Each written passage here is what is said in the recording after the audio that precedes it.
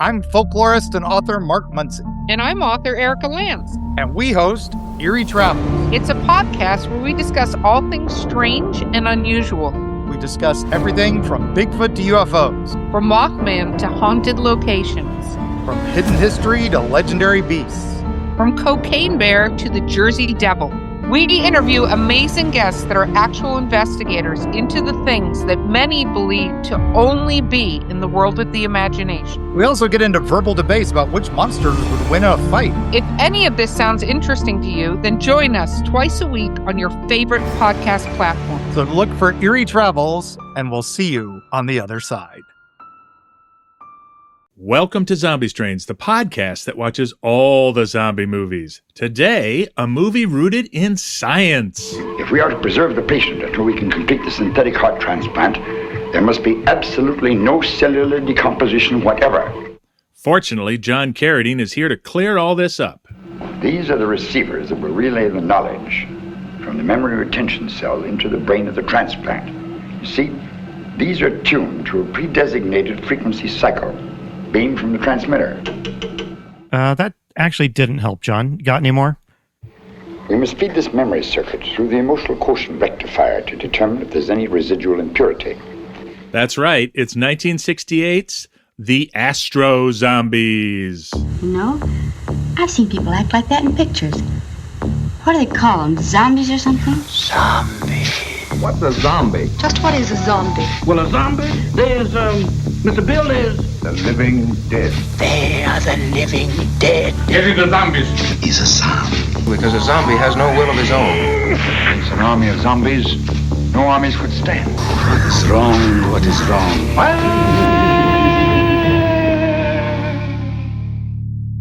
Hi, everybody. Welcome to Zombie Strains. I'm John. I'm Andy. And I'm Brad. Hey, did anybody else think of immediately upon watching this movie the band Astro Man from the early 90s? They were part of the surf music revival, like Shadowy Men on a Shadowy Planet and No, but nothing? I was going to mention this band made me dig up some White Zombie, the band, and listen to. I feel this is kind of in their general aesthetic. Yes. No, it's it's an interesting movie, and I just couldn't stop thinking Man or Astro Man is the band and their album Destroy All Astro Men, and that just kept running through my brain. So today we're back in the good old US of A with a very goofy science techno thriller. Producer Brad, how did the Astro-Zombies come to be? And tell us about all these wonderful people that are in it. First, I'd like to go to Andy's Grammar Corner. Welcome to Andy's Grammar Corner. Uh-oh. Can you come into my Grammar Corner? Well, I'm knocking at the door. I'm not barging in. Okay. Does this movie need a hyphen between Astro and Zombie? I think it probably should have one, yes. It looks weird to me. I mean, do you think they should be 2 words or they should be 1 word? 2 words. I think it should be 2 words. I would put a hyphen. So this movie, it's very rigorous in its adherence to the laws of science and technology. Yes. So I want to give it the benefit of the doubt with its adherence to the laws of grammar as well. All right, good deal. All right, slippery answer. All right, moving on. The Astro-Zombies was released in May 1968. It's an independent American film released in the same year as 2001: A Space Odyssey, Rosemary's Baby, and Planet of the Apes. Woof. Can I pause there for a second? That hurts. It does hurt. 2001: A Space Odyssey is on the list for potential greatest movies of all time. It's in the conversation, and here we are with John Carradine in the Astro-Zombies. And 2001 and Planet of the Apes are both known for groundbreaking special effects. Yeah, in 1968. This movie, groundbreaking is not the term I would use. Special, maybe, but yeah. Well, Astro-Zombies was written, produced, and directed by Ted V. Michaels. This is the 6th film he directed. He went on to produce, write, direct, or finance over 100 movies. He claimed that is more than any other filmmaker who wasn't financed. Michaels never had a studio deal, and he cobbled together financing for each film. He lived in the low-budget world his entire career. We mentioned the 1965 film Orgy of the Dead in our Plan 9 from Outer Space episode. Orgy of the Dead was written by Ed Wood. Now, Michael's friend, Stephen Apostoloff, directed and needed help on set, so Michael spent time teaching the cameraman how to do his job. That cameraman, Robert Caramico, went on to be a cinematographer on over hundreds of episodes for shows like The Waltons, Falcon Crest, Dallas, and Just Shoot Me. Oh, all right. Okay. Also on his list here, there's a lot of things, and I'll let you keep going, but The Corpse Grinders, which you so gleefully mentioned an episode or two ago, was also on the list, and I can't remember the context. It might have been an actor, but that's not the first time that's come up either. Yes, Michael directed his first film, Strike Me Deadly, in 1963, followed by Dr. Sex, The Black Klansman, and Girl in Gold Boots. He produced The Corpse Grinders and 2 upcoming Zombie Strain films, Children Shouldn't Play with Dead Things and The Worm Eaters. Do you think that Dr. Sex is the movie where we would get the promised dynamic sex lectures that Maniac promised us back in the 30s? If not, I'm very disappointed. Yeah, we were saying a couple episodes ago, like the line between horror and exploitation horror and pornography is getting thinner and thinner, and it's pretty thin in this movie. So, yeah, we're getting close. Michael's 1973 film, The Doll Squad, about beautiful female CIA agents, is considered an inspiration for both Charlie's Angels and the Deadly Viper Assassination Squad from Tarantino's Kill Bill. Oh, all right. The Astro-Zombies had 3 sequels, all made by Michaels. Mark of the Astro-Zombies in 2004, Astro-Zombies M3 Cloned in 2010, and Astro-Zombies M4 Invaders from Cyberspace in 2012. 2012? Are we going to watch those later? I hope so. Well, there's zombie in the title. Yeah. All right. Are these parodies? Are the sequels like a sequel made in 2012? That has to have been like a tongue-in-cheek thing, right? I haven't seen them, but there's an interview with them where he said once he found out he could shoot on videotape, he started doing that because he could move faster. Oh, no. And the tape he used was Beta SP, which was a professional level, but yeah, it's going to look like Oprah, basically. Oh, I think Oprah's going to look better. Incredible. There's much more about Michaels. He was a big character, but he's going to come back for a couple more episodes for us. I'll talk more about him then. Okay. The Astro-Zombies was co-written by Wayne Rogers. Rogers was an actor and had seen Strike Me Deadly and wanted to work with Michaels. They wrote and produced the 1964 film Dr. Sex. They followed that with The Astro-Zombies. Does the name Wayne Rogers ring a bell? It does, but I feel like I'm just concatenating 2 other famous people. So who is Wayne Rogers? He played Trapper John on the first 3 seasons of MASH. Oh, my God. Yes. Now, Rogers was friends with the actor Peter Falk. He was Columbo, and they used Falk's house as a location for many scenes in this film. Oh. Peter Falk also shot a cameo, but Michaels cut it because he thought it was too funny and didn't fit the tone of the film. Okay, he was intentionally funny, and this film is just unintentionally funny. Now, Gary Heacock was in charge of the special effects. We first encountered him on Dr. Terror's Gallery of Horror, which he wrote. So he went into special effects, so this is one of the films. Oh, okay. Onto the cast. Top billing went to Wendell Corey, who plays Holman, the CIA boss. Corey, no relation. Sorry to disappoint everybody. You just say that, but we haven't done the due diligence, so we'll spend some time there. Because you might find out you want to be related to him. Maybe. He died the same year this movie came out. That's a little unsettling. Yeah. Corey was a character actor most of his career. He's best known as Detective Doyle in Rear Window. Doyle was friends with Jimmy Stewart's character. He was also president of the Academy of Motion Picture Arts and Sciences from 1961 to 63. Oh, wow.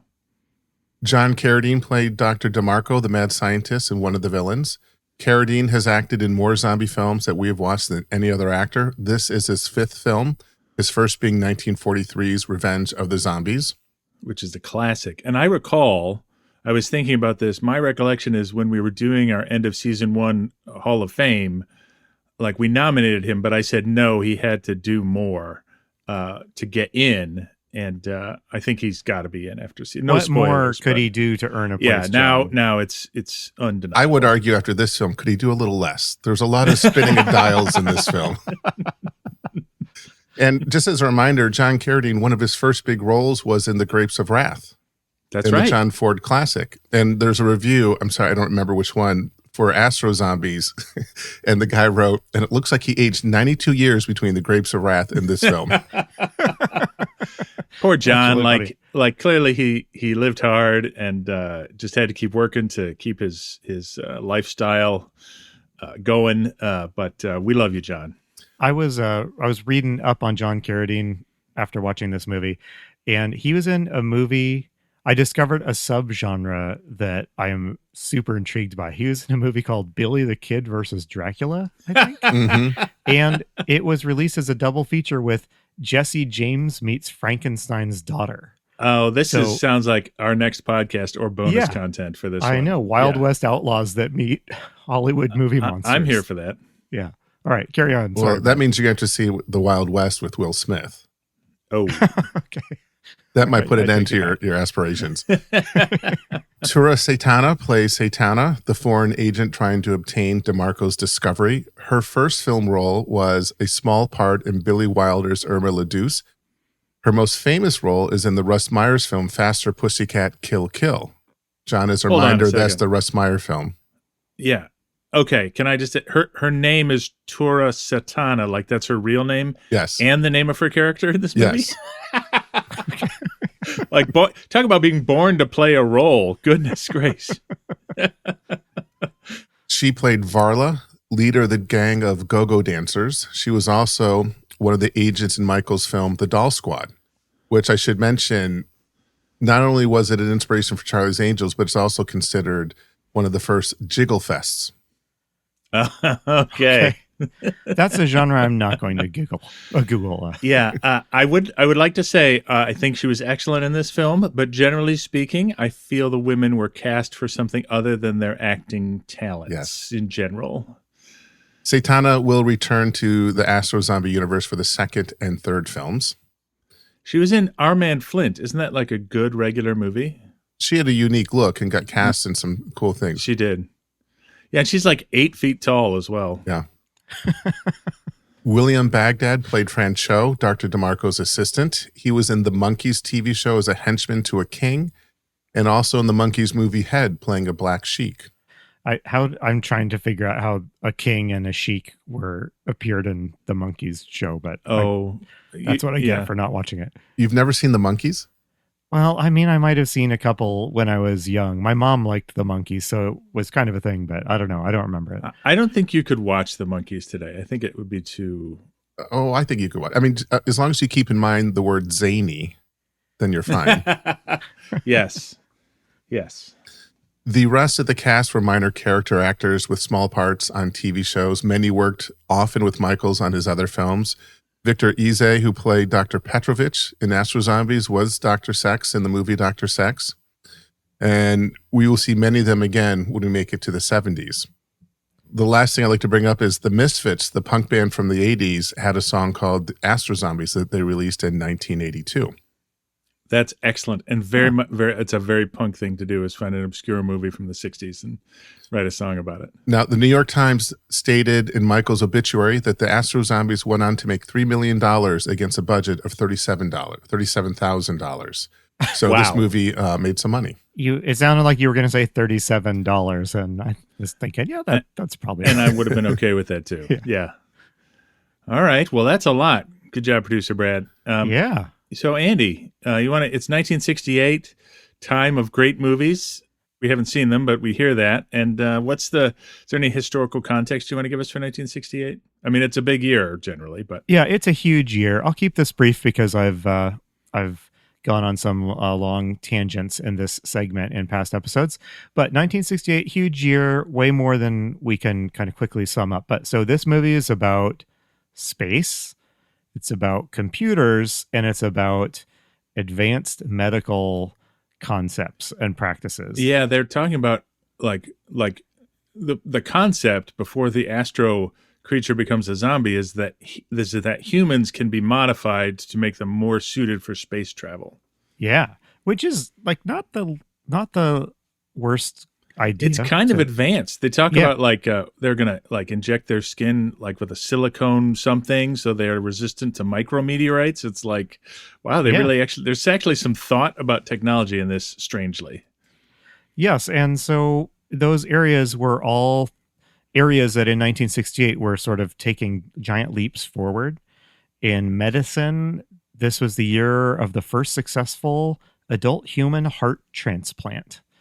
And we've talked about the rapid advance of, I guess, transplant technology in past episodes, but that's still very exciting and cutting edge stuff. And our hero, John Carradine, has a heart in a box that he keeps alive. So that's good. Yes. He keeps rubbing it. He keeps petting his heart. His heart in a box. Maybe that's what they actually did in 1968. Who knows? Were you there, John? I was not. Okay. So computers also play a central role in this movie. I don't know enough about the terminology to relate this correctly, but a lot is going on as far as the birth of modern computing in 1968. The techno-babble in this movie is next level. Like, you heard some of it in our intro, but John Carradine talks about degaussing and like everything. Like Yes. And we watch a 17-minute degaussing scene, if I recall correctly.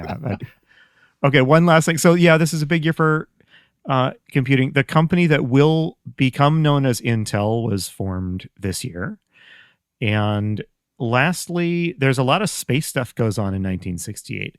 Probably this movie came out before this happened, but this is the year we orbited humans around the moon. Yep. And there were some other space discoveries were happening, like we discovered pulsars this year. And so space was definitely in the air, even if it was towards the end of 1968. That the really exciting stuff like Apollo 7 and stuff happened. Yeah, I was born a year after this movie came out. You guys can do your own math. But this was the time of the most exciting space exploration, in my opinion, because not only did we land on the moon, we then had Skylab, and then we sent out probes to the distant solar system. And I think, if you don't know, when I was a kid in the 70s, it was the first time we actually had a photograph of Neptune that you could look at. Like, we had theoretical ideas about these far planets and what they were like, but we had never sent probes to them or photographed them or anything. And so, it was an exciting time to be a kid because this was all brand new. I remember, I'm a couple years younger than you, John, but I remember how exciting it was. Like, our family had a couple of books of basically space photography. Oh my gosh. And it was so new and so exciting and thrilling to flip through those photos. I still have my Carl Sagan Cosmos book, which is filled with pictures like that. I still adore it, even though they've been outpaced by the Hubble Space Telescope and everything. So that's what I got for historical context. Hopefully, this movie really rewards your interest in space, computers, and technology, and with a deep exploration of those themes. Yeah, good luck. So, I'd just like to say, so 1968, we're not ignoring it. It's just that's also the year Night of the Living Dead comes out, and we will be doing a deeper dive. Like we've talked about a little bit, but we will be revisiting the counterculture in 1968 and why that's such a big year in a couple of episodes. So don't worry, we'll get there. Thanks for that, Andy. And while you're at it, do you want to give us? I challenge you to give us a summary of this film. I will do my very best. Tell me how I do. All right. So the Astro-Zombies is the story of mad scientist Dr. DeMarco, played by John Carradine. DeMarco was dismissed in disgrace from an aerospace research facility, but do you think he stopped his unethical research, John? Well, spoiler, no, he hasn't. He did not. So he's been out there pursuing his dream of creating what he calls a quasi-man, an astro-zombie. This is an artificially created human built out of the parts of other people, a sort of golem type of creature. The original intent was this creature could be sort of remotely controlled from a computer, right, and sent into hostile environments like space. But alas, it didn't work out quite so well, or he's got some kinks to work out because one of his Astro-Zombies has escaped. It's going on a murder spree around Los Angeles. And so our heroes are some detectives and some hangers-on trying to solve the crimes committed by the Astro-Zombies. At the same time, a sinister trio of villains led by Satana is trying to track down Dr. DeMarco for their own nefarious purposes. They want his research for themselves. So who will reach Dr. DeMarco first, our heroes or Satana and her thugs? I guess you'll have to stay tuned to find out. Yeah, we're not going to spoil that right now. That was a great summary on what I think is an overly complicated plot. Yes. Yeah, there's characters that come and go. So I'm going to try to navigate that. Like, we kind of skipped the plot last time. We'll probably get a little bit more into it this time because it's a little more fun. Yep, sounds good. To mess around with it. All right, well, All right, take it away, John. Yeah, so let's start. Like, we open on a woman driving, playing swinging 60s music. Yeah, the music actually really jumped out at me. This isn't the first movie that's had contemporary music in it, but this was like very 60s sounding music. Yes, and so when I was saying that the line between pornography and horror, this is where those merge most strongly. If they were ever really separate, I think we've just gotten a little more risque. So this woman is driving her 1966 Mustang convertible into her garage. She has no lines, but she has very large breasts, which is why she's in this movie, and she's going to get killed slasher style by an Astro-Zombie who has for some reason been hiding in her garage. There's a splatter of blood across the side of her Mustang. The blood is incredibly orange and looks just like paint. And before we, there's so much going on in the beginning. I want to pause here to see if you would like to say anything about the scene before we get into the credits sequence, Andy. A couple things. First, this movie made me nostalgic for garage doors that like swing open instead of roll open. Yes. So I don't know when rolling garage door technology was invented. In I want to say that. I'll have to, my uncle had a garage door company. I'll have to ask him for you. You should ask him. Let me ping him right now. Hold on. Yeah. We should have had him on as a guest for this episode. Come on, Brad. No, I had one like that maybe in the late 80s, early 80s. We lived in a condo and we had a garage door like that. I also noted how orange the blood is. I mean, it's such an important part of a horror movie. Why not just take a minute and realize you have the wrong color and try and tweak it? Yeah, if I could say there was a sort of guiding filmmaking philosophy to this film, it's good enough. Like, well, the only other thing I want to note is just how horror movie this kill is. Yes, and we haven't seen one quite like it. Like, I can't say this is the first horror movie to do it. I think other ones are doing it, but definitely it's new for us. It is, and it's edgy. It felt a little edgy. It doesn't show the woman gets stabbed to death with, I think, like a gardening tool, like a right? gardening claw. Yeah. But her death is kind of prolonged. He stabs her a bunch of times as she screams, and we see blood splash, and it just felt like something more out of a slasher movie. Yeah, and they do this a couple times in this film, and it's the classic.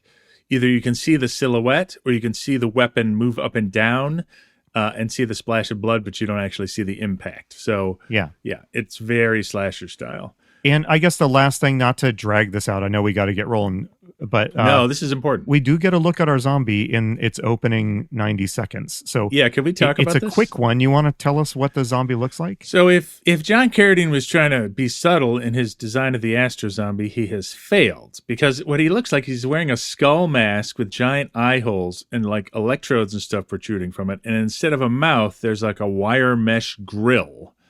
And it looks like a skull head. He looks like Skeletor without the glowing eyes, right? Like, I'm trying to imagine this being rolled out to the public. Yes. It's just a little hard to picture. See our new astronauts. Yeah. Like, how's that going to work? Yeah. So, yes, we do see him. There's no motivation for the killing. We do get to find out kind of why. I look forward to learning that, because I couldn't tell you why. I clipped it. I clipped part of it. Yeah. Here. So what's interesting about this movie is we move from scene to scene. We have like 4 different groups of actors here, right? We've got the detectives. We've got Dr. DeMarco, played by John Carradine, and his Igor assistant. Yeah. Francho. And then we've got Satana and her thugs. And then we've got who's the fourth? There's another group. Ullman and the CIA.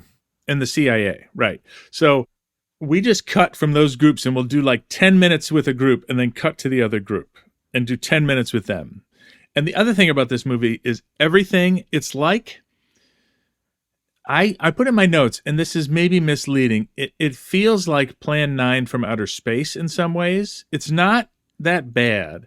But what I've learned about bad movies is, and bad directors in particular, is when they're I'm sorry to use this phrase, please excuse me, crafting a narrative, what they're doing, everything is so mannered. Like they don't know that you don't have to show Francho, we're about to get to a scene with a crashed car. We don't need to know that he comes up to the car. He comes up slowly to make sure nobody's watching. He pulls the body out of the car. He drags the body, like everything is in sequence and every action is shown in full. Do you know what I mean? Like, yeah, this movie could have been a half hour shorter just with some quicker cuts. Like, so anyway, that's this movie in a nutshell. So it is a little on the boring side. You just got excited by that degaussing scene where we watch him unscrew like 7 screws from a computer board. Yeah. Riveting. Oh. Okay. Anyway, we do have credits, and I want to talk about the credits because I was delighted by them.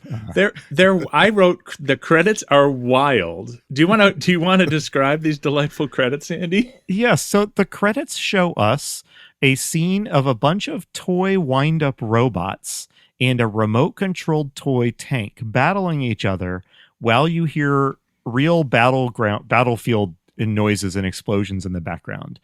And just to give you a sense of the sort of movie this was, I truly did not know if this was supposed to be a bunch of toys or if I was looking at something the movie wanted me to take seriously. Well, you know what? I'm still not sure. So. I'm not sure either. By the way, the tank is a similar to a M36 Pershing tank from late in the Second World War, in case you were wondering. Okay. And what model were the robots, please? The robots? I don't know, because there were no real robots then. Oh. Those are just toys. No, but they're like the classic block-headed, like people who are younger won't remember these. You got these little plastic, they were metal, actually, robots, and they would have like little lights on their chests and stuff.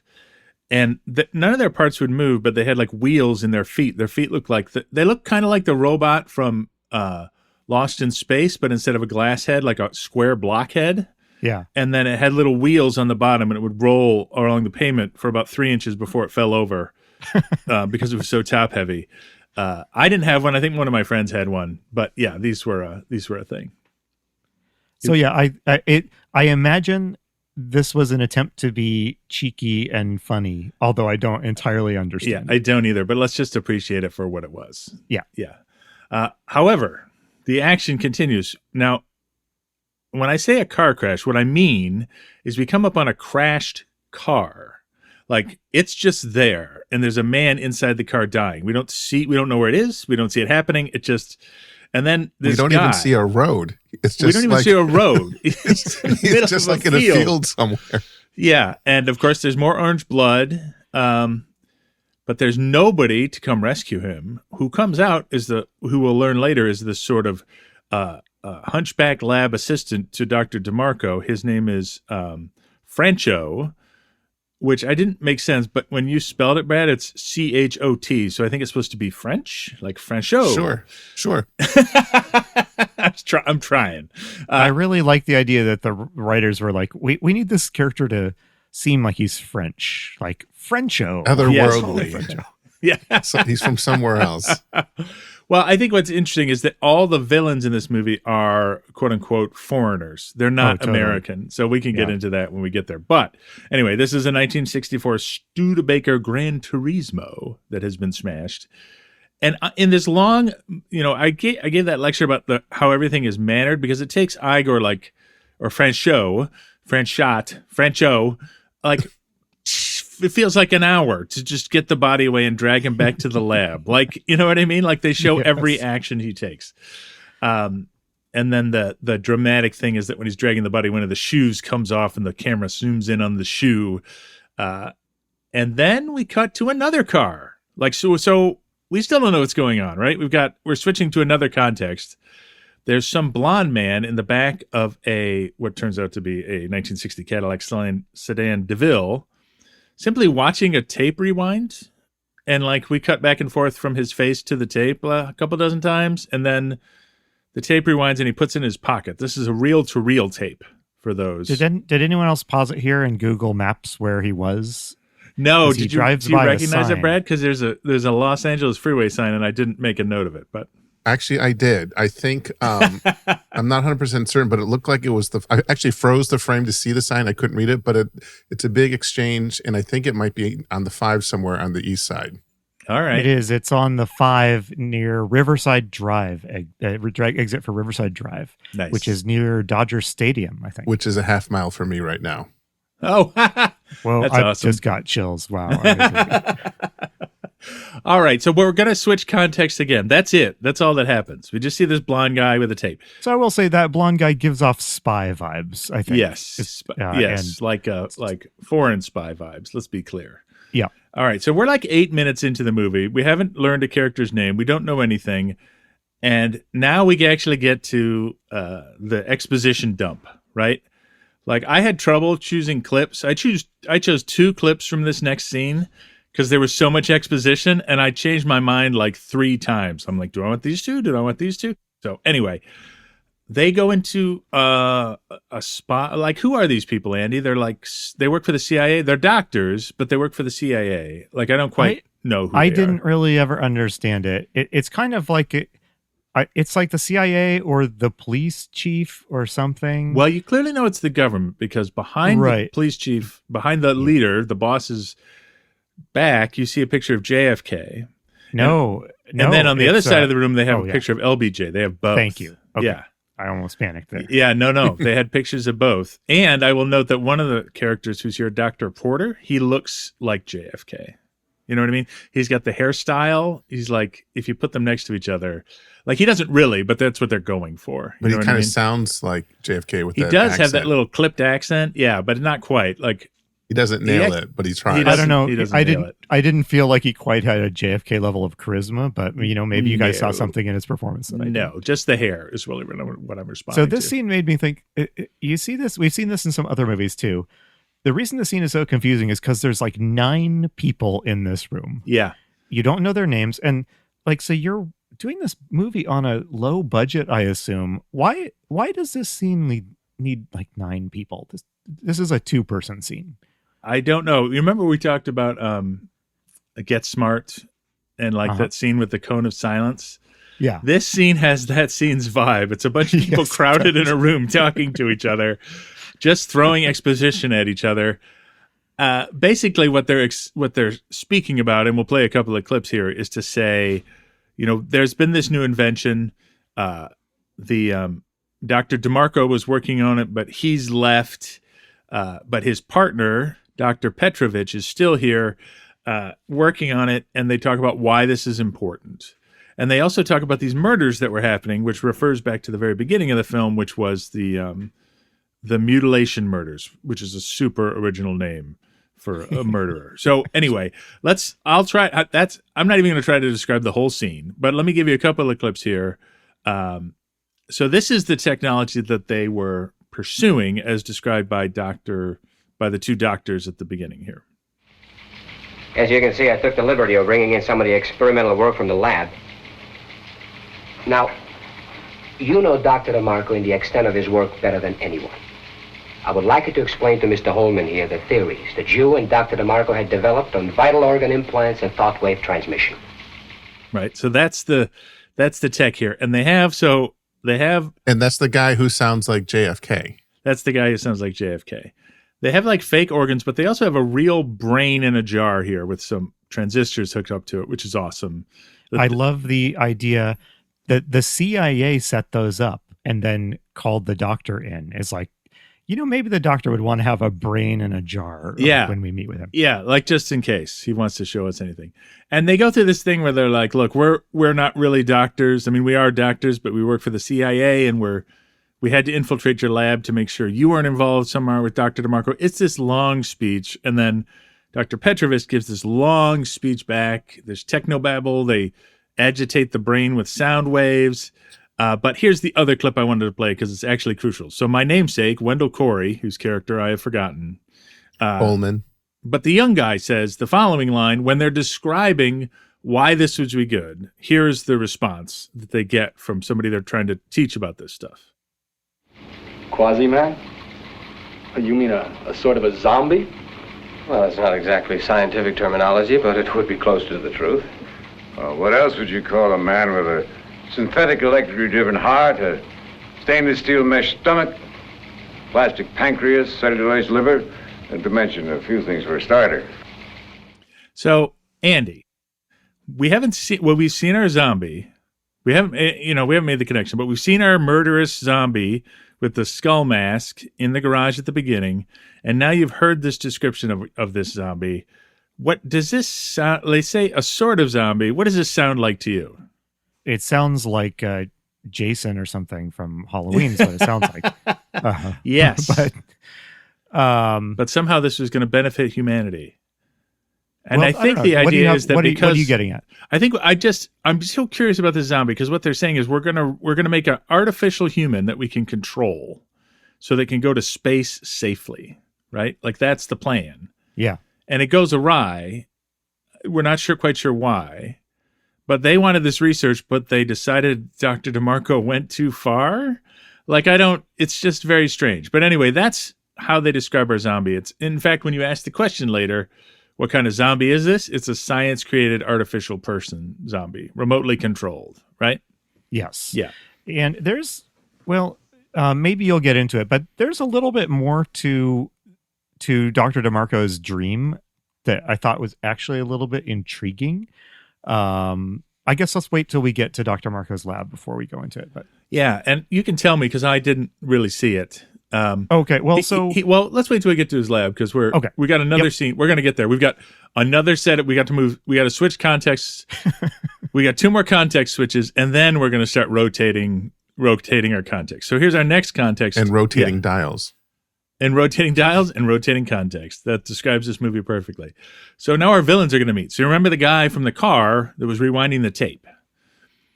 He comes into a bar, and sitting there are the evil Satana and her sidekick, Juan. Juan is wearing a cravat, which I really respect. And he has like an 8-inch switchblade. And they go through this exchange where like the guy who stole the tape is negotiating for more money and they don't want to pay it. And Satana throws a drink in his face. And Juan threatens him with his big knife, but he threatens him. Juan is like sitting in the booth. Yeah. Like he couldn't reach the person he's threatening with the I'm going to stab you. Anyway, they have an exchange. Satana clearly does not like to be crossed and have somebody demand more money at the end of an assignment. So she nods her head to her other henchman, who is some vaguely Russian person with a scar on his face. And he goes out and he murders the man's driver, takes his Cadillac, and then when the man comes out and summons the car, he runs him over with it. But now our villains have the tape. We don't know what's on the tape, but we know the villains are villainous and they have a tape. Describe our villains a little bit here, because I mentioned earlier none of them are American. So who do we have here? Yeah, well, we have kind of a motley crew of people who are kind of suggestively non-American, I would say. Vaguely non-American, hand-wavy non-American. Yeah. We've got the Russian one. We have Satana and 2 thugs. One of the thugs is kind of Russian, Eastern European. One is of indeterminate ethnicity, I would say. But Satana, I think they are trying to evoke a sort of, quote, Eastern menace vibe with her. Yeah, I think with Juan, they're probably going for Cuba, right? Cuba, there. Yeah. Okay, that and also our blonde tape rewinder is German. Yes. Yeah. Yeah. So Satana is kind of set up as sort of a femme fatale isn't quite the right word, but she's sultry in every interaction she has. She's slinking around and wears loose-fitting clothing all the time. Not loose-fitting, revealing clothing. Yeah, revealing clothing. So, but she was interesting. I mean, this is a different kind of villain that we've seen than we've seen. So I'll give her that. Yeah, and it comes to it's sort of the sadistic villain that we haven't really seen too much of, but like when Brad mentioned the movie Faster Pussycat Kill Kill, like this is that kind of, we're starting to get into that mindlessly sadistic villain mode, and she's in that mode for sure. Yeah, she feels a little bit like she transferred over from one of the less good James Bond movies. Yes, exactly. Yep. And she's actually pretty good in this movie. Like, there's not a lot of great performances in this movie because it's pretty bad. She's pretty great in it, and she's certainly the most memorable performance in this film. Well, and one thing the director does, which is I find kind of awkward, is he lingers on their faces just so their eyes are darting around the actors. Yes, and so they're looking around and it's just like a close up of heads, and it's kind of it's uncomfortable to watch. It is. Again, it's so mannered. What are we waiting for? Right? Let's go. Move on. So sometimes he does it when he wants to, reveal, do a sort of male gaze kind of shot on the women in the film, which he does endlessly. But then he also just does it in close-ups and stuff too. So it's very awkward all around. It doesn't help the actor's performance. No. He does have something special in Satana's like face. Like she's got a unique look. And it's a intense screen presence, I would say. Yeah. And so he does spend a lot of time just showing us shots of Satana's head, basically. Yeah, staring at people. Kind of stares at someone. So we have another new context. This is sort of our last group, and we go to Dr. DeMarco's lab. We don't know that, and they don't actually say that, but you kind of can figure it out. So the hunchback assistant, Franchot, from earlier in the film, he brings the body he picked up, 25 minutes ago, into this lab. And who's there but John Carradine, who is Dr. DeMarco. He's hard to describe as a villain, though he does start off with, he's sort of massaging a heart in a tank, which starts beating. And he starts spouting off all this technical stuff for Franchot to do, so they can... I don't know what. Like, this is where you could tell me, Andy, what his actual dream is. I have a clip here, and maybe we should do that. But yeah, play the clip, and then I have a few thoughts. Yeah, just to set up the lab for a second. It's like a dungeon. It's pretty lame. Like, they just didn't have enough budget to make it cool. But there's gurneys and beakers and stuff. But it looks like it's underground somewhere. In any case, they're doing all these experiments and stuff. And anyway, let's hear John Carradine just sort of talk about what he's doing, and then tell me, Andy, what you took from this. It is done, Franchot.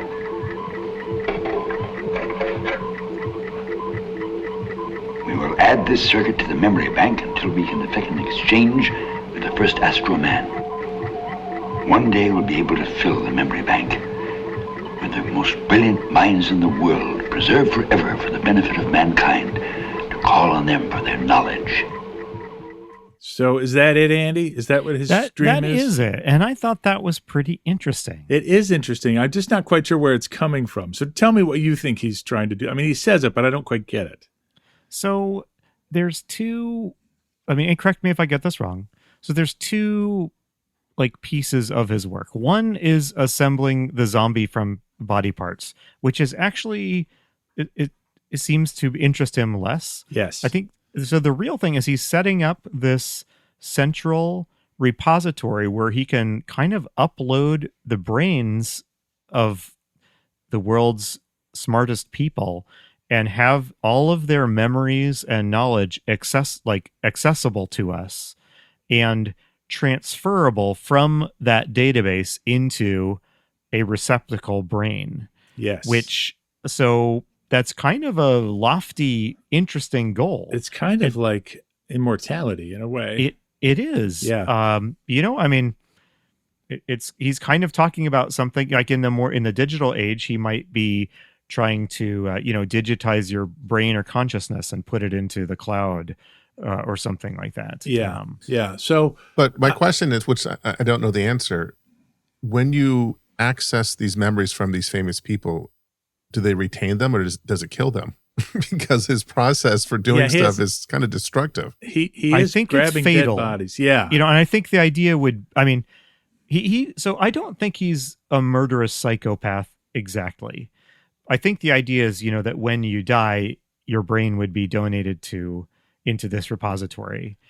And, the dream of it is if you have this like blank receptacle, this Astro-Zombie, and you need it to suddenly know everything about whatever geology, right? You could beam that information into its brain and you would have the world's smartest geologist. Andy, so, I don't know. I thought that was kind of cool. That's so aspirational. I'm going to go with it. But I would like to say the one line, and this I wanted to choose this clip, but there were like 7 clips in the exposition scene, so I had to choose. At one point, the boss says, they say sort of what was wrong with DeMarco, and he says, when he was conducting experiments, he didn't know the difference between an Air Force officer and a cadaver. So what I get is the sense that DeMarco's not like a cackling madman. What he is he's very focused on accomplishing his goal. And he's a psychopath. He's a sociopath in the sense that like people don't matter to him. Yes. You know what I mean? Yes. But he doesn't he's not grinning and drooling. He seems like a technician who's just working through a problem. You know what I mean? And unlike some of our villains, he's not trying to create something that is like over the top evil. Right. Like the end goal, I think this would be the end justifies the means type of situation. Yeah, he sounds like a less charming version of the doctor in Dr. Blood's Coffin, right? Who's just, yes, I can advance humanity with my research and nobody's going to stop me. He's just sort of grinding away at this. Now, there's a couple of other things I want to bring up about this scene, and then we can start moving faster, right? Because we've got all the parties involved. In fact, I don't have another clip for like an hour. So, but first of all, the sound effects sound just like the Starship Enterprise, right? Like the original, yeah. There's this prolonged scene where Francho has a blood exchanger that will come up again. I have no idea. I think it's just to show blood and be gross, right? I think so, yes. And they talk about that they replace blood. They do, but they don't say why. And then, Coleman, what with. They do in the beginning in the CIA office. They talk about that. Oh, okay. All right.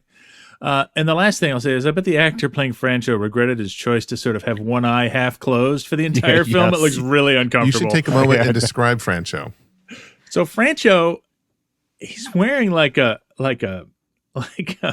Mexican themed vest. He's hunched over. He's got the greasiest black curly hair and a scraggly beard, and he's sort of hunched back and looking at people sideways, and one of his eyes is half closed. And I do not believe he speaks in the whole movie. No, he doesn't. He looks literally like a greaseball. So it's hard. I can't think of another clearly word he's for him. He's Igor too. Clearly that's what they're going for. He's all Igor all the time. Yeah. And later in the film, and I'll mention it now in case I forget it, he just brings into the lab like a struggling woman in a bikini and like is going to do experiments on her. And what is made clear is that like that has nothing to do with what Dr. DeMarco's doing. It was like hobby time for Francho. And what does DeMarco say? He's like, I have a clip of it later, but he says, we don't have time for your experiments. Come over here. Yeah, he doesn't say don't do it. He just says right, not now. Exactly. So, guys, this seems as good a time as any to bring up something that's been on my mind for quite a few episodes. Yeah. You guys pronounce it Igor. I always thought it was Igor. Oh, I guess you're right. What do they say? What do they? I think. All right. So here's what I think the canonical one is. What do they say in Young Frankenstein? Young Frankenstein, because that's what I think is canonical. Igor or Igor? You're right. Young Frankenstein, they go Igor rather than Igor. That's probably why, because that's the I was not allowed to watch that movie as a kid, so I never, got that pronunciation. Like I do not dislike Mel Brooks movies, but this is in my mind. Sorry about the tangent, but head and shoulders his greatest movie.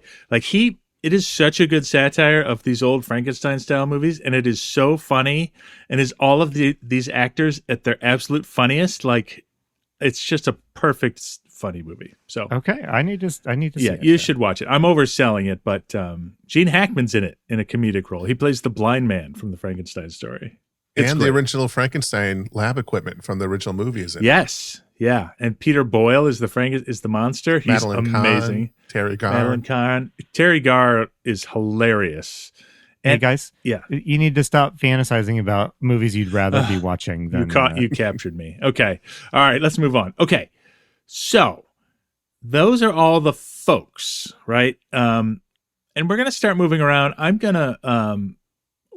just going to sort of move through and you stop me if there's anything. So the next scene is we get Satana in a revealing outfit, sitting on the couch, smoking a cigarette, listening to the tape. And we find out what the tape is. The tape is John Carradine giving a lecture about this process he's inventing. And while she's doing this, I'm sorry, I do have another digression here. While she's doing this, she looks at a fake Hollywood, like a fake newspaper, like you would see in a movie. And it's called the Star-Dispatch. I took a screenshot of it. And just in giant letters, it says mutilation murder across the top. And then one of the subheadlines is, and I quote, giant plane found, semicolon, all aboard safe. So I think prop newspapers and stuff work best if you don't linger on them as a director. I think it sort of shatters the illusion. So anyway, sorry, I couldn't resist. Oh, that's good. Okay, so she's got that. Her thugs come back, and now the CIA have these two new characters, but they're just with the CIA, and they're like listening in on Satana and trying to find out where she is. So it's very old-fashioned tech, but kind of cool. They plugged into like the phone switchboard in the parking garage, and they're like trying to figure out where she is, which they do, and they've got some guy trying to listen in, and then they capture this guy and they kill him. Oh no, that's a little later. I mean, you can cover it now because this is sort of a subplot that goes on for a while that the CIA are trying to track down Satana. Yeah, so the CIA is trying to track her down. She's got the tape. She's trying to find DeMarco. And then we cut to the CIA people we knew before and their girlfriends who also work in the good guy lab. I'm going to refer to them as DeMarco's lab and the good guy lab. So it's a good guy lab. And Wendell Corey, whose name I can't remember again. No, not Wendell Corey, the other guy. The guy who looks like JFK. Porter.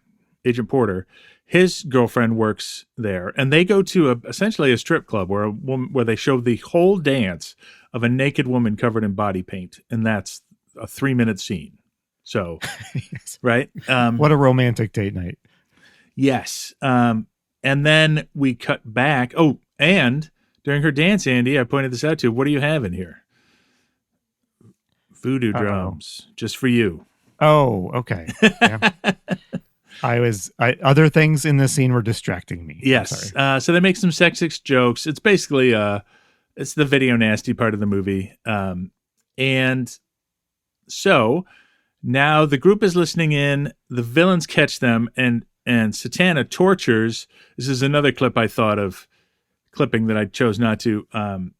This scene is eternal, this sequence. Like, yes, like all scenes are eternal in this film. In this movie. One of the clip I didn't pull is Satana saying, kill him, and the Russian guy saying, why? And she says, I told you to kill him. And she pulls out her silenced revolver and shoots him 3 times and then shoots him again when he's down. And she's like, don't ever disobey me again. So we get a little bit more of the dynamic there, which is kind of delightful. I appreciated. I imagine she's supposed to be a pretty good shot. Yes. But she spins around and fires 3 times at someone who is standing right next to her 2 henchmen. So I guess it's good that she wasn't off by a couple of inches. Yeah, so there's this cat and mouse game where they're trying to catch the other guy who was listening in, and they kill him in a swimming pool. Anyway, we go back to the lab. That's good guy or bad guy? We go back to DeMarco's lab, so technically bad guy. Just for a minute, there's more tinkering and experimenting. This is when Franchot brings in the struggling woman on she's like strapped to a inverted table, like a Frankenstein inverted table, struggling. We don't know anything about it. She's just going to hang out and be semi-naked for the rest of the movie. We don't find out who she is or if she escapes or whatever. We just check in with her periodically, unless I miss something. This is also one of the situations where, so she's struggling and trying to escape, but like watching her struggle, she's not restrained very securely. No, she's and not. It's kind of like, lady, if you would just lift your foot by like 6 inches, you could just get off of that table. Exactly. Yes. And so I put questions here, like, where did they capture this woman? Why is she strapped to a table? And I ultimately did not get any answers here. So you did not. So then, I mean, we ultimately sort of learned that it's Francho's side project. His side hustle. Yeah. Then we go to the good guy lab. and they hatch this plan. So what has happened is that the other lab assistant, there's two female lab assistants, and one of them was murdered Lynn yes. and Janine. Lynn and Janine. So Lynn, who not coincidentally is the less good-looking one, is murdered by an Astro-Zombie in the lab. I don't know why, but the Astro-Zombie murders her. So do you genuinely not know why? Or because that is explained? Why? Tell me. Because, I mean, not that anyone cares about spoilers here, but right.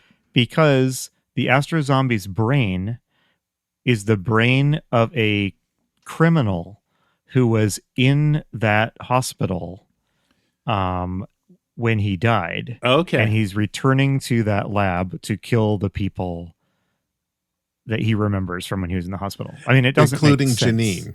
Janine's one of the people who knew the criminal. Okay, I missed that. All right. Did you notice for some reason Lynn's shirt comes off while she's being stabbed by the Astro-Zombie? Again, this is where we are in culture. I don't think it comes off. It's ripped.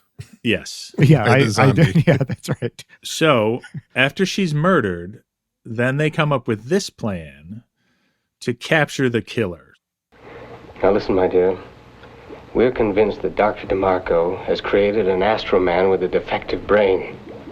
Now, if it's the brain of the man you've just described, it would explain why he returned to the lab. And murdered Lynn. Do you mean he was looking for me? Possibly. We feel he'll attempt to return to the lab, if he has a reason. I see. Oh, you mean you want me to act as bait? So yes, they must have explained right before this clip what you just said, Andy. It was very confusing. Yes. However, I will say that's a sample of the acting in this film for y'all. And if you think being able to see it, overhear it, would enhance it at all, the answer is it would not. So, yeah. Yes. Now, I just want to also point out that the last clip I played was 25 minutes into the movie. Everything I just said, like that ran through in the last 5-7 minutes, was 35 minutes of the movie. That clip I just played is an hour into the movie. So there's this sort of interminable act 2 where nothing happens. Can we talk about their plan to stake out the lab? Yeah. So let's talk about that, Andy. So we just saw 2 movies ago in The Deadly Organ what a bad idea it is to have your girlfriend act as bait twice in that movie. And here it's going to be a bad idea again. It's even worse so here is their plan. She is inside the lab, and their genius plan is to go outside. The footage makes it look like they're out in the desert. Yeah. They go way outside, like across the street. But like, Andy, what are they going to? But they say though, Andy said they tell her it's okay. We're going to be just on the other side of this door, and then they cut to them, like you said, across the street, across the field. Yeah. Yeah, I know. Why not hit the bar while you're waiting? What are they going to do? They're going to hear her scream, and then they'll have to take 2 minutes to run over to the building.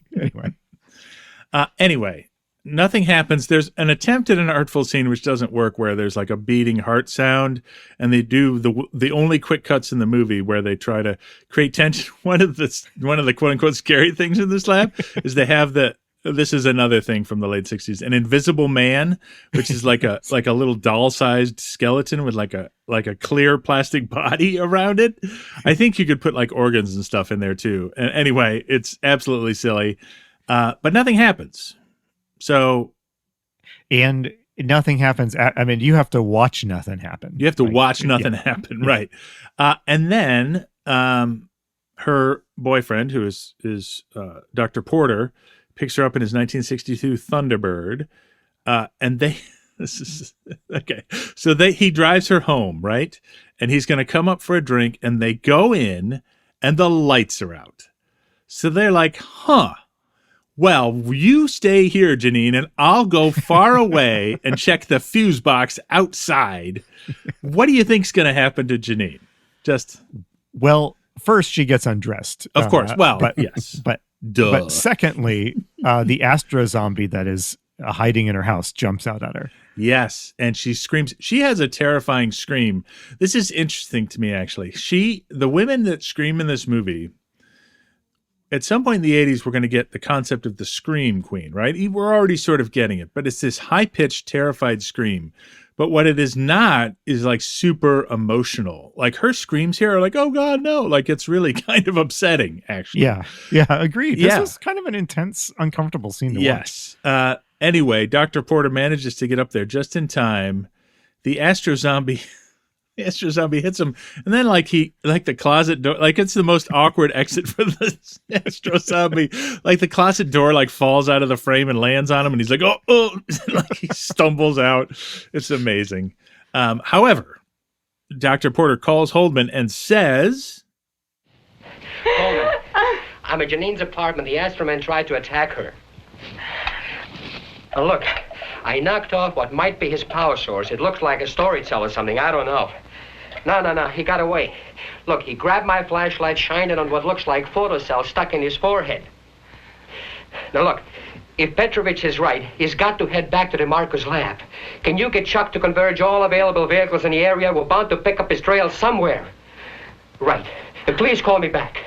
All right, Andy. So I just learned something. I just learned why, for the rest of this movie, the Astro-Zombie is walking around holding a flashlight up against its head. Yes. I didn't understand. These are solar-powered zombies, Andy. These are solar-powered zombies. Actually, and I think Dr. DeMarco explained that to us, like, in one of the scenes. Like, there was this interminable discussion about solar power or something, but, I mean, it's just impossible to understand what they're saying. Absolutely. So we're rushing towards the end here. Oh, there's something. It's not that you missed it, rushing. but the movie missed it. Yeah. We're shambling towards the end. We hear later that when Lynn was murdered by the Astro-Zombie, we heard at that point that it shrugged off gunshots from the police. That's right. Which means that this thing like evaded the police somehow. Like, does this seem like something that could subtly make an escape? Yeah, it's been sneaking into people's houses, but I think once it's out in the open, it's pretty easy to spot, especially now that it's holding a flashlight to its forehead like some bizarre zombie unicorn. Like, yeah. I really did not understand what that was, and I'm pleased that I learned. Yeah. Okay. So then we get the scene where the Russian guy betrays the other two, and Juan is there, and anyway, they finally get to. Now, when I say they, I mean everybody converges on Dr. DeMarco's lab. Yes, but the first group to get there is Satana's evil group, minus the Russian guy. It's just her and Juan, because he tried to betray them for some reason I don't understand, and they killed him. And now they're there, and she finally meets Dr. DeMarco, who. It's just such a bizarre portrayal. I actually think it works for John Carradine. He's just acts surprised. Like I'm just here working away. What do all of you want? Like, yeah, this is, anyway. But she says, but they have this exchange, which I think explains why the first Astro-Zombie is running around killing people. Andy, I promised this to you, and here it is. So here's our last clip of the show. We are aware of your experiments, Doctor. We know that you have succeeded in creating an Astro-Zombie. How did you know that? The recent murders, the news description of the suspect, and a tape of your lecture at the Astro Science Conference. Yes, he's the only complete astromobilization I've been able to effect to date. Unfortunately, however, not totally successful. The only brain available to me at the time was that of a psychopathic killer. But I have prepared a new Astro-Man. So there you go, Andy. Okay. He knew it was a psychopathic killer when he created the Astro-Man. What do you think these actors thought when they saw the script? When the director was like, these are your lines for this scene. Well, so this is the thing about John Carradine. Like, at no point does he seem ironic. Like, no. He's been in the Grapes of Wrath. Like, he's worked with the Giants. Like, he's seen it all. And he just says his lines. Like, I don't know that he's putting on a particularly unique or effective character, but he delivers his lines like a pro, as dumb as they are. You know what it made me think of is early on when Star Trek The Next Generation maybe wasn't the best. It became my favorite Trek, but some of the early episodes were a little rough. And just poor Patrick Stewart going through some of the dialogue, I was like, whoa, that is good acting, because you are selling some nonsense right there. And I feel like this is the exact same kind of thing. Totally. Yeah. There's a fight. The new Astro-Man arrives. The Wendell Corey, the detective, arrived. He rides a station wagon, a 1962 Ford Falcon Squire. And I love, first of all, Brad, did you recognize where DeMarco's lab actually is? Because it looks like it's just in some Los Angeles neighborhood, like in the suburbs. Like, yeah. Yeah, I don't know where it is. I think the exterior, part of it was Peter Falk's house. Okay, all right. Okay. But some of it looks like it was that apartment building too, so I'm not sure which is which. I don't want to go on a digression here. I was just telling somebody about my favorite performance of Peter Falk's, and I will mention it again once we get through this movie, just so I can spit it out. But anyway, So now there's a couple of army men here, just like two, and the Astro Man escapes, and he's got like a giant sword now, and he cuts. It's like a machete. It's like a machete. Yeah, he's like Jason. You're right. He's the more we get into this, the more he's like Jason to me. He literally decapitates a guy. Like I think just so we see a head rolling, with a bloody stump flop on the floor. Yes, our second one we've seen in zombie films. That's right. That's right. After Plague of Zombies. After the Plague of the Zombies. The Plague of the Zombies. And then the other Astro Man grabs Satana and shoves her like into the breaker box, and they both get electrocuted. And we linger a long time on Satana getting electrocuted. The other Astro Man dies. And then that's the end of the movie? Is it that easy to get electrocuted by your breaker box? I don't believe so. Because in Zombies of the Stratosphere, they defeated a villain by shoving it into a breaker box. Well, in that one, it was like a big electrical panel in a really sophisticated lab. This is like the breaker box in your house. Like slightly less dramatic. Okay. I mean, I'm asking semi-seriously because now I'm going to be a little nervous. Yeah, next time I have you're to go fine. Flip us. Don't worry about it. All right. Anyway, that's the end, Andy. Did I miss it? Oh, closing credits. It says the end, and all the robots that were walking around in the bizarre intro credit sequence, they just fall over. And then it's really the end of the movie. Did I miss anything that we had to cover? You missed a lot, but like I don't. That's why I caveat it with we had to cover. You missed anything that you should have brought up. So yes. All right, John. In the Astro-Zombies, is there a hero party? There is a hero party. It's these CIA guys, Dr. Porter and Wendell Corey, whatever his name is, and Janine, and so there is a hero party. How many of them survive? How do they do? They struggle a little bit, but the ones who die are sort of secondary characters that gets introduced later. So Lynn dies, and the two guys eavesdropping on Satana die, and the woman in the beginning dies. But yeah, so 3 at least. And if we count the woman at the beginning, she's just part of the kill count. She's not part of the hero party. But yeah, it really truly is never explained why she got killed. The others, there's a tenuous reason. No, it's just to show the Astro-Zombies crazy, to show some salacious blood, and to have a well-endowed woman get murdered by somebody. So what kind of zombie are we dealing with in this movie? All right, so we're dealing with an intentionally created scientific zombie that has gone awry, because they call it the Astro Man, but once it starts killing stuff, they really call it the Astro-Zombie. So that's how they do it. It's great. It's like a NASA project, basically. Yeah. And how fast is it? Subhuman, normal human, or super fast? It's normal human, but it's stronger and indestructible, but it's also a psychopathic killer. So how is it destroyed or killed? In this case, you have to remove its power source. So in that sense, it feels like the creature with the atom brain, right? That had their atomic power sources. In fact, that was one of those electrical cabinet killings. That's a parallel I hadn't realized until now. But it's that kind of thing. They're trying to make a rechargeable battery so that it can go forever, but he takes it off of it, and that kills it. Or you can electrocute it, or it can electrocute itself through the body of another person in your breaker box. It can also be shut down from the lab. Oh, right. At one point, it's too confusing to explain why, but John Carradine switches off one of the zombies. That's right. Okay, let's see. Is there a zombie horde in this movie? No. There's two Astro-Zombies. Can the zombies return to being human? I sure hope not. No, I don't believe so. And so, thinking about the portrayal of zombies in this movie, are there any new strains or zombie movie firsts about the zombies? I think what feels like the firsts here are like the slasher style, right? Yeah. Of the zombies. They're less zombie-like They're murderous, but not in the ways we expect zombies to be.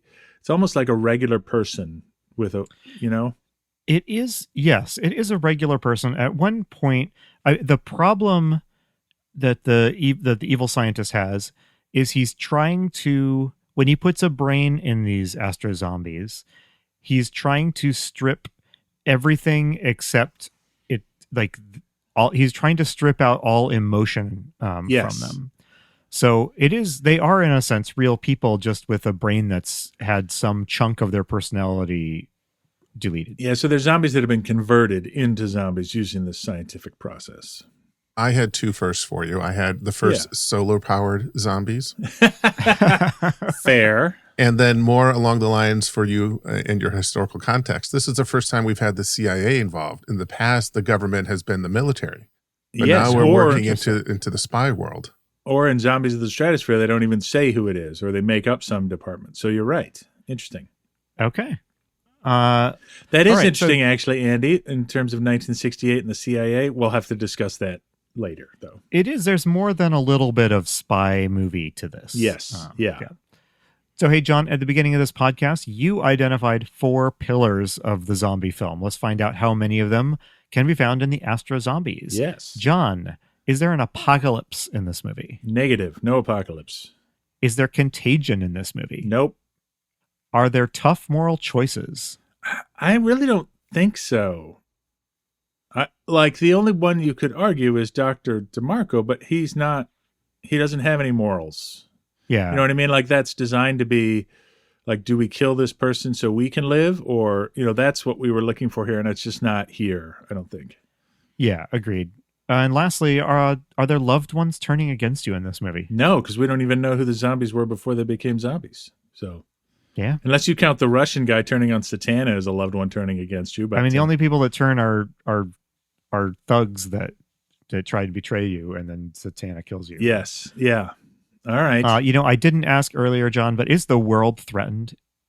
In theory, yes, but not really. It's more like a James Bond style plot where the world may be threatened, but nobody will ever find out about it. You know what I mean? Yeah. Yeah. Yeah. And 3, the body count is 3, Yeah, so the exactly. scale is fairly small. All right. Well, now it's my turn. So back in our 1960s episode, you set forward some themes you thought we would see in our 1960s movies. So let's get into them. Is there an increase in violence or grittiness in this film? And we also add sexuality to this question. Yes. And the answer to that is definitely yes. For sure. It's not, this movie doesn't have the highest kill count. And I don't know if its deaths are necessarily the most brutal we've seen. However, they have a sort of slasher intensity to them. Yeah. They're trying to disturb very explicitly. Yeah. They're kind of nasty. Part of that is we have just longer drawn out deaths where people are screaming rather than, stabbed once in the back and they keel over. Yes. And the sexualization of the violence is really on center stage here and adds to the uncomfortableness of it. Yeah, absolutely. How about questioning authority here? I don't think that is a big theme of this movie. Feel free to correct me. It is the authorities who, kind of come in and save the day here. It's the CIA that got onto this mad scientist plot, and this movie is about them successfully taking him down. So, and none of the characters here are of the sort of young rebellious sort, I don't think.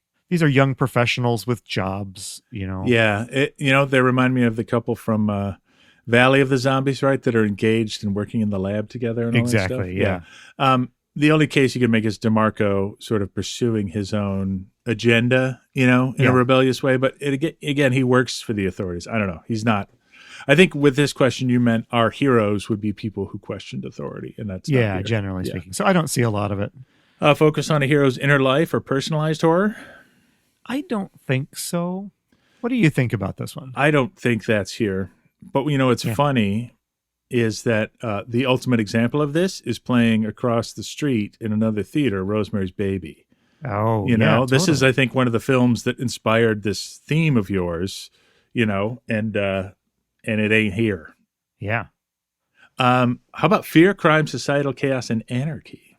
I don't. We do have a woman getting murdered in her suburban garage. Yeah, I was going to say no, but then I was thinking like the movie opens with a seemingly randomly selected woman being followed to her house and brutally murdered, which does feel like, it does feel like 1960s California crime scare, right? Yeah, there was not a lot, but there were definitely significant crime scares like this. And I think it would have been on people's minds. And, there's a murder scene. That murder scene in the beginning takes place in her garage. Mm-hmm. Like it should be a safe place, right? Yeah. And when the Astro-Zombie attacks Janine later, it's in her house, in her bedroom. Yep. I don't think we see a ton of zombies getting into people's houses yet. Not right? yet. Yeah. So, okay. So you have convinced me, and I've talked myself into saying, yes, this movie has themes of fear of crime and societal chaos. All right. How about a sense of looming apocalypse and psychological stress? I don't really think so. The tenuous connection here is that, there are some Cold War superpower scares here, I think, in the background. Yeah. It's suggested that Satana and these other parties are working for rival governments that would probably, in the world of this movie, threaten the survival of the free world if they got this technology. However, I didn't really think that was a very strong theme. Yeah, the CIA boss mentions it falling into somebody else's hands, but it's not stressed in any way. Yeah. And last one, how about horrors without solutions or a lack of clear villains to defeat? I don't think so. I think this one, this situation, so this movie is interesting in that we have not had very many movies, I can't think of any off the top of my head, that had multiple villain factions. Right. So that is kind of interesting. Yeah. So it's complex, right? And DeMarco isn't a good guy either. Right. So the whole situation is complex. So maybe, I don't know. I don't think it's that. Yeah. So, it is a more interesting setup. Right. Because you have a mad scientist who is one type of villain, and then you have this other group of spies who are another type of villain. But at the end of the day, they are villains, and the problems they create can be solved by killing them, which is what happens. Right.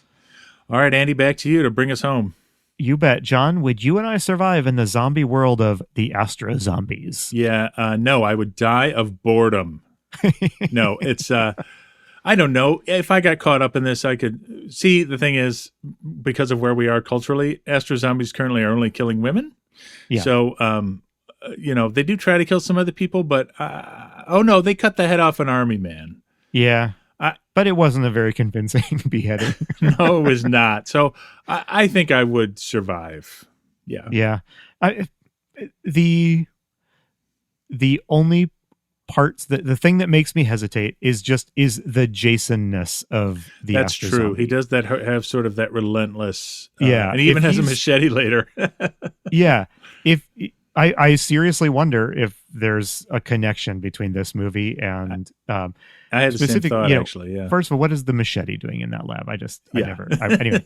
But if this thing were loose in your suburban neighborhood, John, I don't know. I don't know if I would survive if this thing were out to get me. No, probably not. Okay, I'll change my answer. I'll say no. It could get me. I'm not trying to convince you. I'm just sharing my take. All right. And you are notoriously, you're tougher to take down, I think, than me. So, okay, I'm taller, John, anyway. Is the Astro-Zombies a zombie movie, or is it a movie with zombies? I think it's a movie with zombies, because the zombie is like the Astro-Zombie is like almost a third party, right? It's really a plot about stealing state secrets.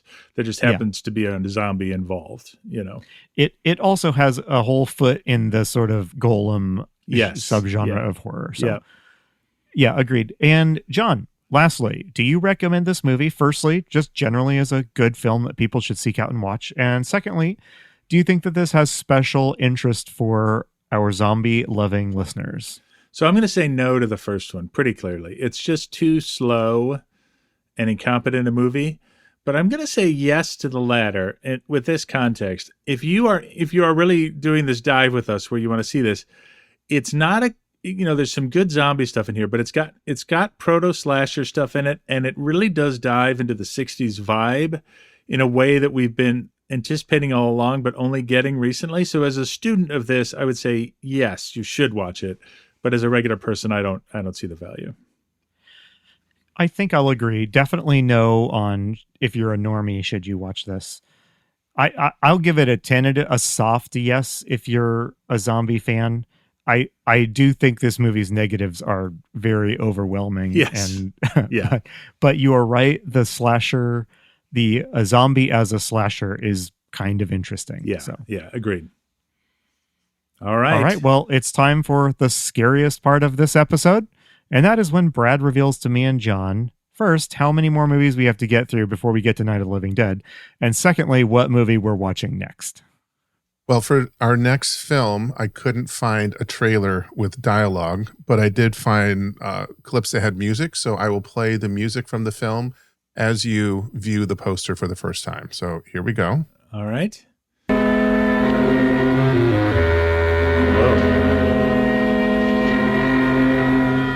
Okay. Whoa, Dr. Satan y la Magica Negra. Is that Dr. Satan, the Black Magician? Is that what that means? Dr. Satan and the Black Magic? I think Andy's right. Okay. Okay. All right. And John, you want to describe what we see here? So the poster has photos. There's a photo in the upper left-hand corner of a red person with horns. Presumably that's Dr. Satan. And then there's some women in miniskirts and tight-fitting sweaters in the bottom left. It is filmed in Eastman color, and it stars a bunch of people whose names I do not recognize. Though there is somebody named Joaquin. It's not the one we all know. Yeah, so what country is this? Yeah, where's this from? It's from Mexico. Okay. No, we've had good luck with Mexican horror. We have. Now, is this our last film before we watch Night of the Living Dead?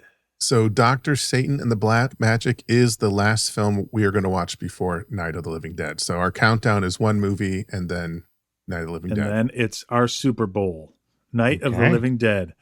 It's our UN, our Super Bowl, our whatever, presidential debate, whatever you're into. So we're ready. I'm excited. We've been doing a lot of prep for that. I don't want to dismiss Dr. Satan and the Black Magic. We're going to give it a good old try next episode, but episode after that, Night of the Living Dead. So we've got this big movie coming up. We'd love to hear your thoughts, questions, anything you have. You can email us at zombiestrainspodcast@gmail.com. We're also on Instagram under Zombie Strains and Facebook. So reach out on one of those platforms or send us an email. We'd love to hear from you. And without further ado, we'll see you next time on Zombie Strains. You've been listening to Zombie Strains. We'll be back next episode to talk about another zombie movie. If you enjoyed our podcast, please take a moment to rate us in your podcast app of choice. Tell a friend. Follow us on Instagram at Zombie Strains. All of this helps like-minded people find the show. See you next time.